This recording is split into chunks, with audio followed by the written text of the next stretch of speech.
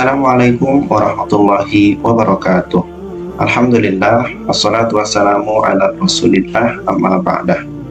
Di video ini, kita akan membahas tentang pengertian Al-Quran secara bahasa.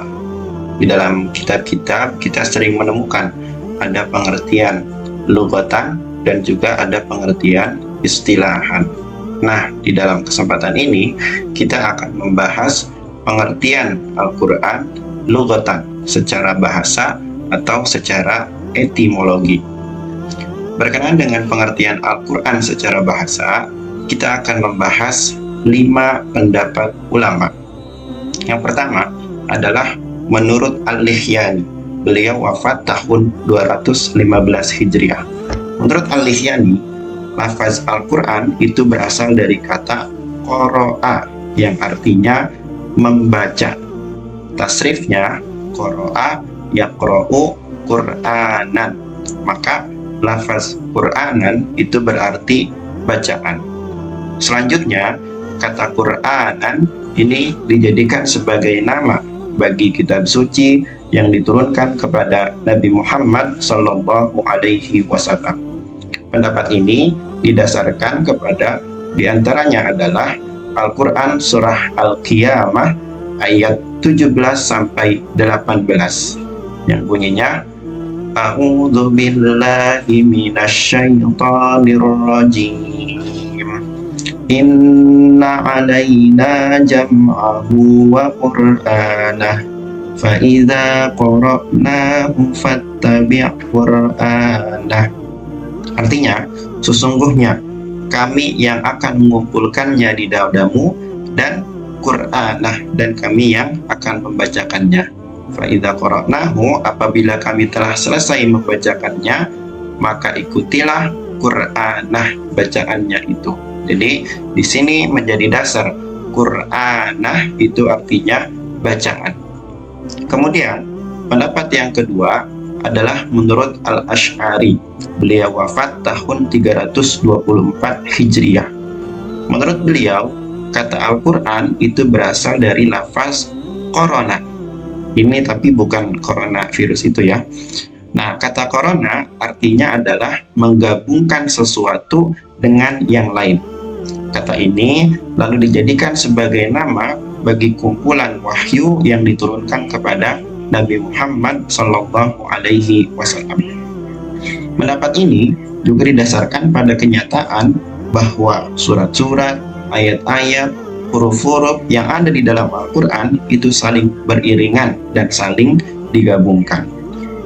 Pendapat yang ketiga adalah menurut Al-Farra.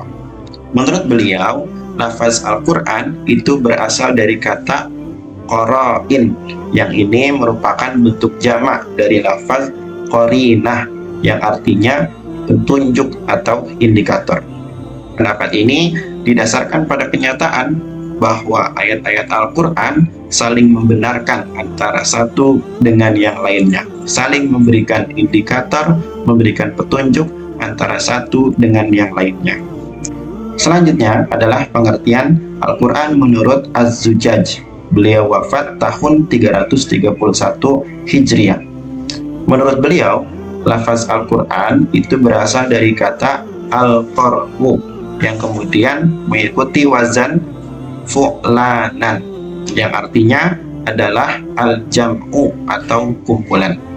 Nah, ini didasarkan kepada bahwasanya Al-Quran terdiri dari kumpulan ayat-ayat, kumpulan surat-surat yang memuat kisah-kisah, perintah dan juga larangan. Pendapat ini juga didasarkan kepada Al-Quran yang mengumpulkan intisari dari kitab-kitab yang telah diturunkan kepada para nabi sebelum Nabi Muhammad Sallallahu Alaihi Wasallam.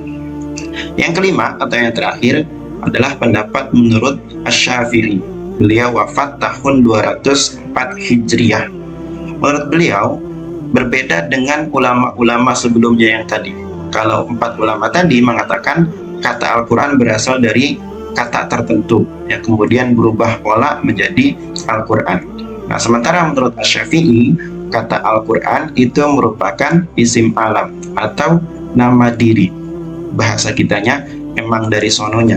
Jadi Dia memang dari awal menjadi nama bagi kitab suci yang diturunkan kepada Nabi Muhammad SAW, sebagaimana kitab-kitab sebelumnya juga memiliki nama seperti Taurat, Zabur, dan juga Injil.